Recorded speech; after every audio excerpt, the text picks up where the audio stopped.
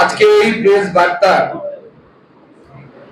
এক অদ্ভুত পরিস্থিতিতে আমাদেরকে করতে হচ্ছে, কারণ আপনারা জানেন আজ বঙ্গীয় ছাত্র সমাজের ডাকে যে নবান্ন অভিযান, নবান্ন ঘেরাও অভিযান এবং মুখ্যমন্ত্রীর পদত্যাগের দাবিতে, যাকে তারা পোশাকিভাবে এইভাবে বলেছে দফা এক, দাবি এক, মুখ্যমন্ত্রীর পদত্যাগ, সেই দাবিকে সামনে রেখে বঙ্গীয় ছাত্র সমাজের নবান্ন অভিযান এখনো চলছে, টিল নাও কন্টিনিউ।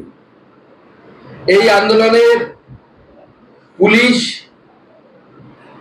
জনতার উপরে এবং ছাত্র এবং ছাত্রদের পরিবারের লোকেদের উপরে লাঠিচার্জ করেছে, কাঁদানে গ্যাস ছুড়েছে এবং বহু জায়গা থেকে আমরা এরকম খবর পাচ্ছি ছাত্রদের মাধ্যমে যে পুলিশ ড্রাঙ্কেন অবস্থায় ছিল, অর্থাৎ নেশাগ্রস্ত অবস্থায় পুলিশের যারা কর্মচারী তারা ছিলেন এবং তারা অমানসিক অত্যাচার করেছে।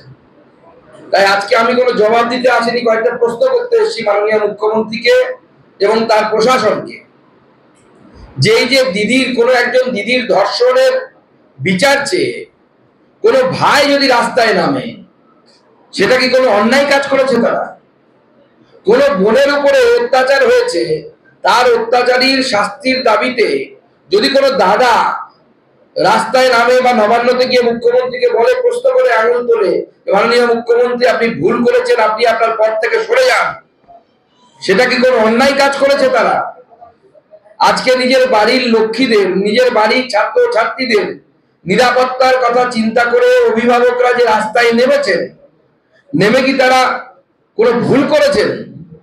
কেন পুলিশ নিরস্ত্র এবং শান্তিপূর্ণ মিছিলের উপরে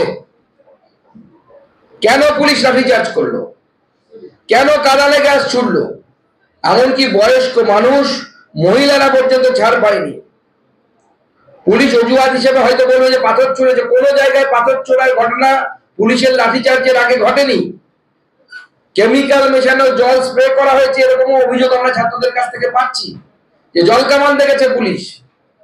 ছাত্রদের, নিরীহ ছাত্রদের একটি আন্দোলন, সেই আন্দোলনে পুলিশ কেমিক্যাল মেশানো জল স্প্রে করছে। এটা কি ধরনের আচরণ? আমাদের এই ছাত্র সমাজে বেকার যুবক যুবতী যারা, তারা কি বাংলায় জন্ম নিয়ে তারা কি কোনো ভুল করেছেন? যে চাকরি বিক্রি করেছে তৃণমূল কংগ্রেস, তোলাবাজি করে বাংলার মানুষকে সর্বশান্ত করেছে, শিক্ষামন্ত্রী জেলে, প্রাক্তন খাদ্যমন্ত্রী জেলে, বিভিন্ন কেন্দ্রের টাকা চুরি করেছে, এমনকি ভোটাধিকার পর্যন্ত কেড়ে নিয়েছে, মানুষের গণতন্ত্র নেই এখানে। তার বিরুদ্ধে যখন আমাদের ছাত্র সমাজ যখন নামছে, বাংলার ছাত্র সমাজ যখন নামছে, তখন সেই বাংলার ছাত্র সমাজকে মাননীয় মুখ্যমন্ত্রী রক্ত স্নান করাতে চাইছেন। মাননীয় মুখ্যমন্ত্রী আর বারবার আঘাত এনেছেন।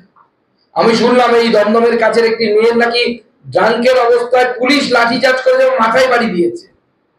এখনই খবর পেলাম, আমি অবাক হয়ে গেলাম যে কিভাবে আমরা পুলিশের আচরণ দেখতে পাচ্ছি, যে আচরণগুলো মানুষ কোনোভাবে মেনে নিতে পারছে না। এবং যে মুখ্যমন্ত্রীকে এত দমন পীড়ন করে ক্ষমতায় টিকে থাকতে হচ্ছে, সেই মুখ্যমন্ত্রীর কি ক্ষমতায় থাকার কোনো প্রয়োজন আছে কি? আমার তো মনে হয় না সেই মুখ্যমন্ত্রী ক্ষমতায় টিকে থাকার কোনো অধিকার আছে। তাই বাংলার মানুষকে জবাব দেওয়ার সময় এসেছে এবং এই জবাব দিতে হবে। আজকে বাংলার গণতন্ত্র, স্বাধীনতা এবং সুরক্ষা সমস্ত কিছু বিপন্ন। সেই জন্য এই আন্দোলন বিজেপির আন্দোলন, রাম বাম কোন আন্দোলন না। মাননীয় মুখ্যমন্ত্রী দেয়াল লিখন করতে পারছেন না। মাননীয় মুখ্যমন্ত্রী দেয়াল লিখন করতে পারছেন না। বাংলার সাধারণ মানুষের আন্দোলন। যে বাবাটি মনে করছে যে আমার বাড়ির মেয়েটি সুরক্ষিত নয়, সেই বাবার আন্দোলন।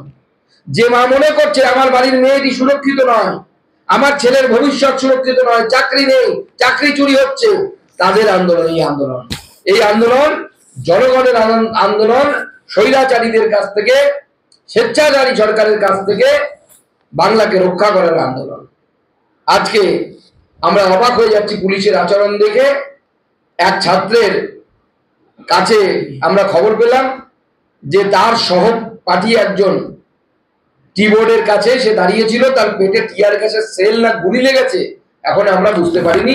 তাকে হসপিটালে নিয়ে যাওয়া হয়েছে, সেই হসপিটালে নিয়ে গেলে ডাক্তার আগা বলবে যে কি পরিস্থিতি তৈরি হয়েছে, আদৌ কি গুলি লেগেছে না টিয়ার গ্যাসের সেল লেগেছে। তো মানুষ কতগুলো জিনিস আজকে কিন্তু পশ্চিমবঙ্গের মানুষ কিন্তু প্রমাণ করে দিল।